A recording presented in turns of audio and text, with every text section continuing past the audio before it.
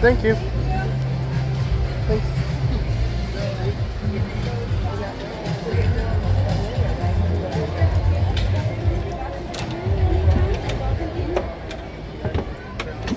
To the Lilly Belle. Now go ahead, friend. Any seat you'd like, my friend. Okay. All right then. Oh my goodness. Yeah.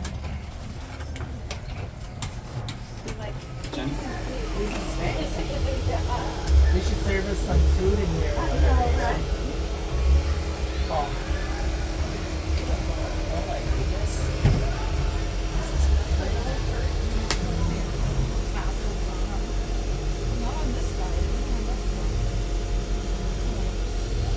I'd like to welcome all those joining us here at Toontown Depot on board the Holiday 5 with the blue and white stripes. We're halfway around the Grand Circle Tour that we started at Main Street. Our next stop is Tomorrowland, Gateway to the Future. If you're hungry, Galactic Grill, Alien Pizza Planet, Why is he talking about Hyperspace food? Mountain, Autopia, Monorail. That safety spiel. Railroad. Now, when it started its life out on the railroad, it didn't actually look this way. In fact, it actually started off as the Grand Canyon Observation Car. It was the caboose for the Red Law 1. Now, the Red Law 1 can predate any of the Disneyland cars we have here today. Now, the Grand Canyon Observation Car did retire in 1974 for two reasons. One, it was an insufficient attraction, forcing our guests to stand in a single file line for boarding. Very similar to what we just experienced coming into the Lilly Belle. And two, it became stifling in the summers with unbearable heat. But around the time the Grand Canyon Observation Car went into retirement, the idea of a bicentennial car came to mind, and we wouldn't have to look far as we returned to the Grand Canyon Observation Car. Now rest assured, the Lilly Belle still carries all of the history from the Grand Canyon Observation Car, as it still bears the 106 on its side. The 100 standing for the Red Law Series 1, and the 6 standing for the 6th car behind the end there. Now inside, you'll notice that it's very on theme as to what you might see up above the firehouse in Walt's apartment, because it's that Victorian style theme. Now in Walt's apartment, there were a lot of personal touches done by Lillian, and since the Lilly Belle is named after Lillian, we would need some of those personal touches in here. Now Walt always tried to show off ways to show how much he loved Lillian.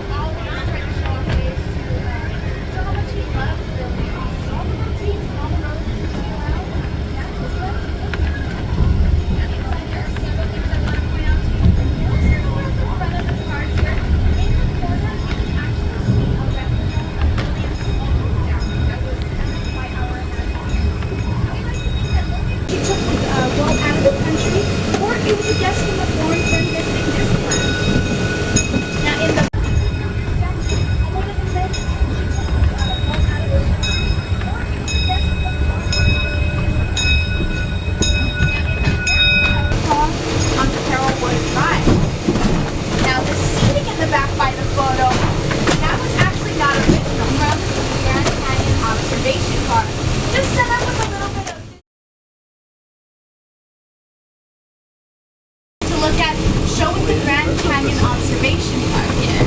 And once we stop at our next station, I'll go ahead and I'll pass it towards our friends in the back, unless my friend here wants to pass it towards the back as well, okay? Now, Walt always knew how important it was to keep the trains safe and, of course, have the rights to his name. So, outside of Walt Disney Productions, Wet Enterprises would actually take over keeping care of the trains here all the way up until 1965 when they were absorbed by Walt Disney Productions. But after that, Walt still knew that he wanted to hold the rights to the trains and to his name still, so he would go on to create Red Law Enterprises. Don't be fooled, Red Law is just Walter spelled backwards. Now, Red Law would take care of the trains all the way up until 1982 when the outside companies decided to sell their shares back to Walt Disney. Now, you might be wondering, how did the railroad get its original name? At the time, to control costs, we partnered with other companies outside of Walt Disney Productions, including the Santa Fe Railway, and made them our sponsor. And in 1974, that sponsorship ended, and the Santa Fe Disneyland Railroad just changed to the Disneyland Railroad. Now, in 1958, right on the track that the Japanese carriers were at when we launched the attack on Harbor.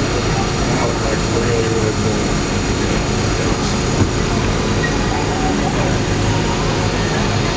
And it's coming up next in a giant diorama. It's going to be dark in there. We like to keep it that way. So no flash video lighting or light up toys until we get back to Main Street. Yeah, then the dinosaurs. Around the world 4 times.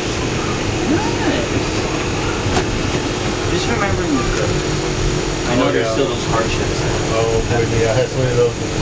Yeah, those sort of like fade away. You just don't think about it. You know? They're done and over with. You move on. Honestly, you guys have the most real world experience. Those things were happening.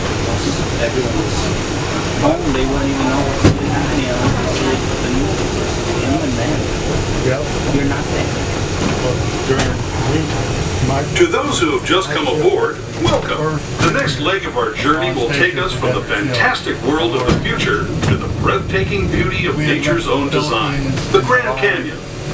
For your safety, stay seated with your hands, arms, feet, and legs. Sure, all children are sitting down on a bench or lap of an adult at all times. Para su seguridad, permanezca sentado y mantenga las manos, brazos, pies y piernas dentro del tren y cuide a los pequeños. Por favor, no tome fotografías con flash.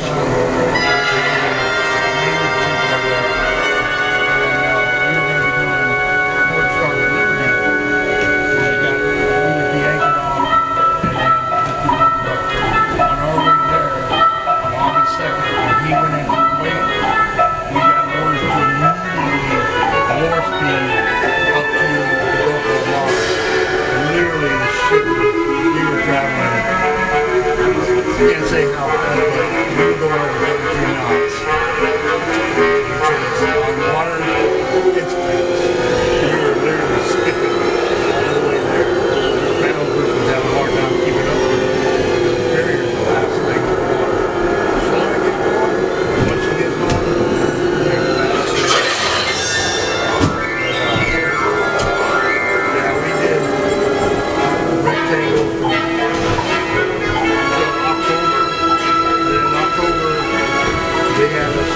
That was the Grand Canyon as we know it today. But it wasn't always this way.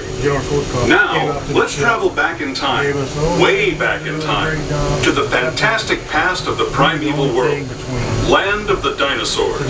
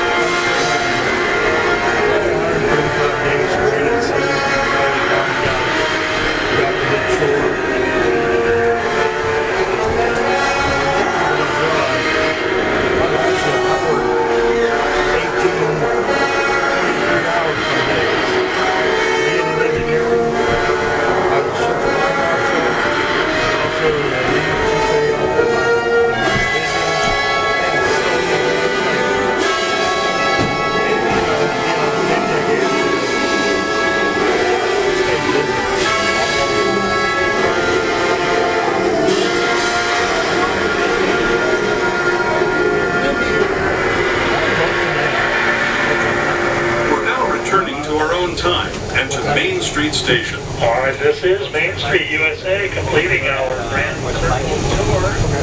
Maybe we have the back at about 4:15, 4:30. Oh yeah. Yeah. Well, Cross colors. next time. Yeah, I've seen them do it many times. It's like, it's amazing. I mean, people just like, but you can see the ones, you can see the veterans, and they have to do they pop too. Welcome back to the present A day. lot of people that give it crap. Now, we are heading into the Main Street train station here. Now, one of the first things our guests will actually see when they come into the park is the Main Street train station. And inside the Main Street train station, it might look very familiar to what it looks like in here, and of course to what it looks like up above the firehouse in Walt's apartment there. So it's that Victorian style theme. Now the designer was Bill Martin, and he got all of his design straight from the way that myth, same time going by each other by putting a track switch on the side, allowing them to go aside one another unencumbered.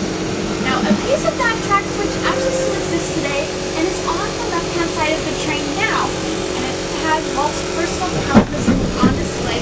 It has been on display since 1958.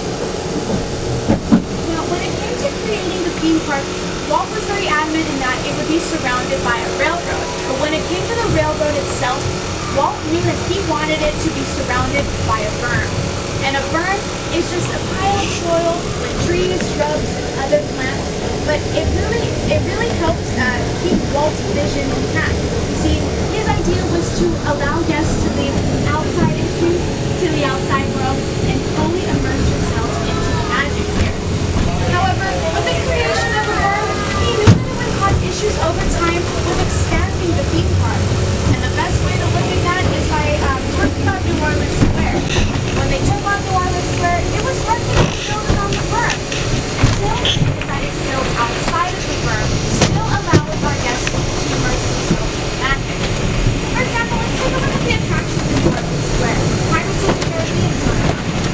On that attraction, you're actually taking down two swashbuckling waterfalls, which takes you straight below the berm. As you're coming back up, talking to Captain Jack, that's actually bringing you back above the berm. And the same situation is for Haunted Mansion. When you're going down the stretcher group, you're below the berm, and as you're making your way back up, say goodbye to Sally, taking you back above the berm. Now in just a minute here, we are going to head into New Orleans Square. There's a lot of cool things about New Orleans Square. Let's take a closer, I'll tell you more about it.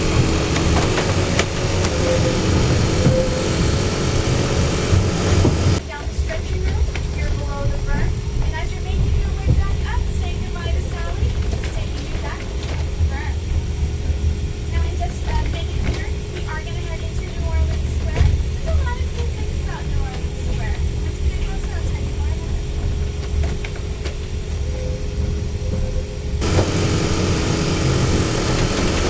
Oh yeah. That bird's so weird.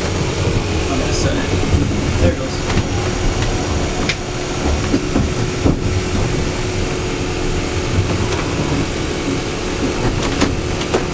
So how long do you go before you get a break or whatever? Every train. Every other train. I can see it getting like real repetitive to the point where you're doing it like all day long. That thing could happen. But then there's no matter what comes on in operation, there's always my way of doing that. Don't get to be ready at all. How many people can operate on a daily basis? And we have made it to New Orleans Square. Now, New Orleans platform, we can actually see the original building from the Frontierland station. Now, when the Frontier before it was actually a replica straight from the film So Dear to My Heart in 1940. From the film, but Walt realized very quickly that Ward Kimball beat him to the punch and had already used the prop in his backyard. Raised the mountain museum. They just want to put it in a museum. I was probably going to go up to San Francisco. So you guys were island people. Literally. We're around September. Whenever you're up there. We'll go check that out.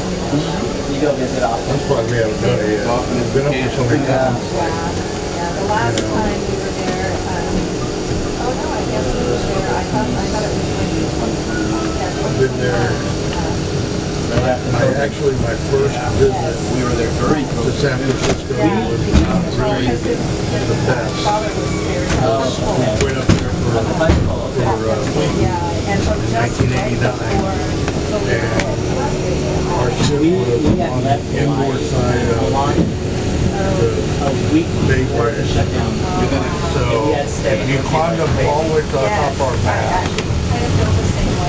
It was like, you could almost feel like you could reach across it and touch the bridge, but obviously you couldn't. And then the morning that we had the earthquake hit it, and that's when the bridge collapsed, everything. And yeah, it was pretty bad. They had to stay on station in case they needed assistance.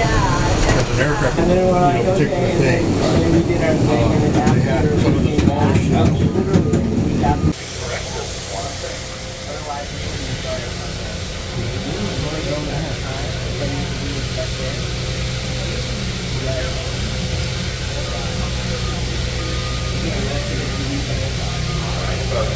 We're about ready to go.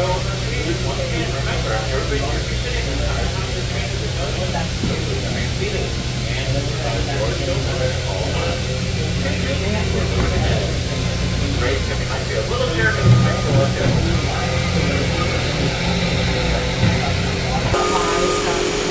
Get arrested if you leave the hotel. All right, folks.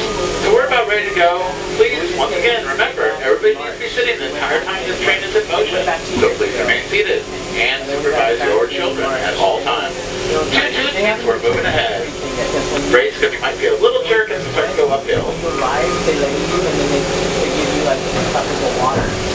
Now they don't do that anymore after COVID. But then this last time they gave you water again, but they haven't made it again. Yeah. I want that back. And then you're gonna want it.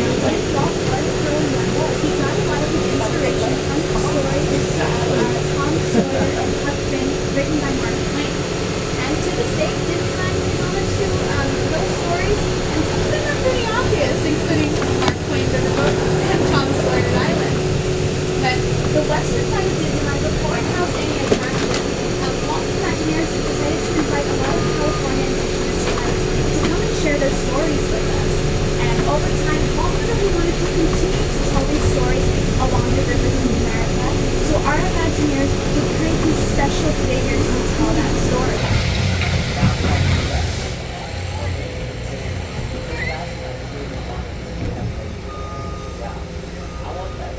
This is a pretty steep slope, so we're gonna have to.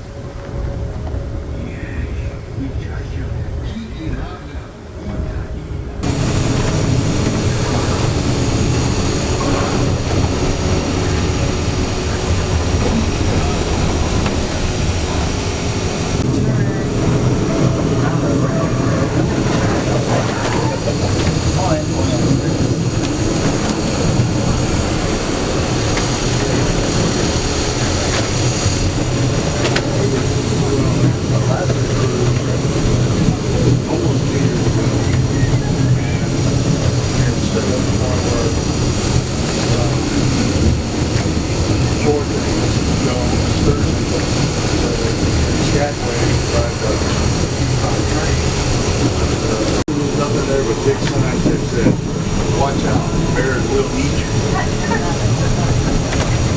Okay, that's nice to know. They don't eat you. You get there, it's like a little fishing thing. Fishing different up there. And then there's a kind of like one that goes up and over there, and then there's one that goes literally straight up and down. Alright, everybody ready to get? Straight up. As soon as you get back to the inside, there's no bears, all wild. Up and down. The guy with the stopped it.